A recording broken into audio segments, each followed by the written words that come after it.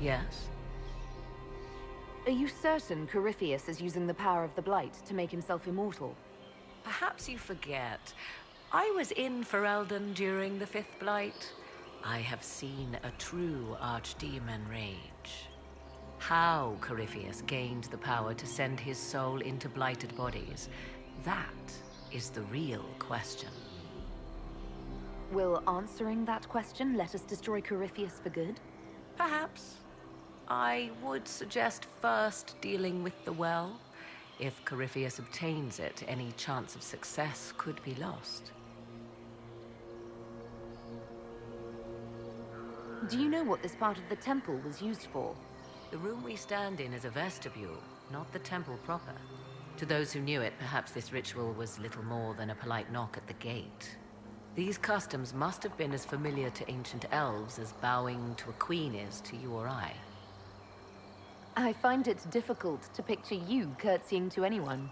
Have we become so familiar you can predict my manners and customs now?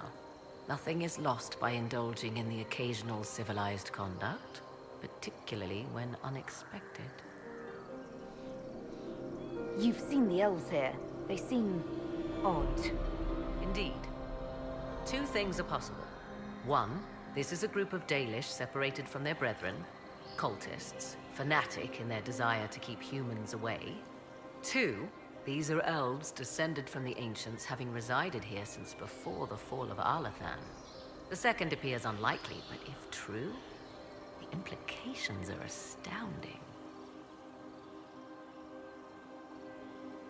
If they keep records, it could change everything we thought we knew about history. It is thrilling, no? To discover an era thought lost forever has possibly thrived in the shadows. We may, however, find these elves reluctant to part with their long-kept secrets.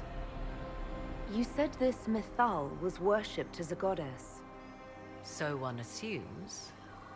What is a god but a being of immense power? The dread old gods were nothing more than dragons, after all. They rise as archdemons, and they die. Perhaps Mythal was a powerful elf, a ruler among her kind. History often plays storyteller with facts. You admit lack of knowledge, and yet dismiss her so readily? I do not dismiss her. I question her supposed divinity. One need not be a god to have value. Truthfully, I'm uncertain Mythal was even a single entity. The accounts are varied.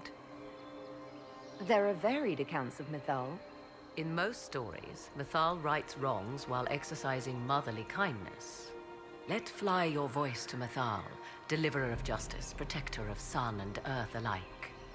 Other paint her as dark, vengeful. Pray to Mythal and she would smite your enemies, leaving them in agony.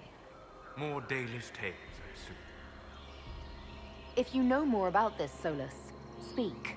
The oldest accounts say Mythal was both of these, and neither. She was the mother, protective and fierce.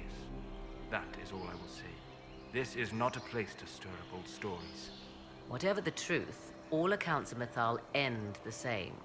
Exiled to the beyond with her brethren. What do you mean, exiled? Tricked by the Dread Wolf, as all the elven gods were said to be, trapped in a land beyond the Fade. Many Dalish believe this is why the elves fell from grace, and their gods did not save them. Or perhaps they were simply rulers slain by Tevinter. Who can say? Let's continue. As you wish.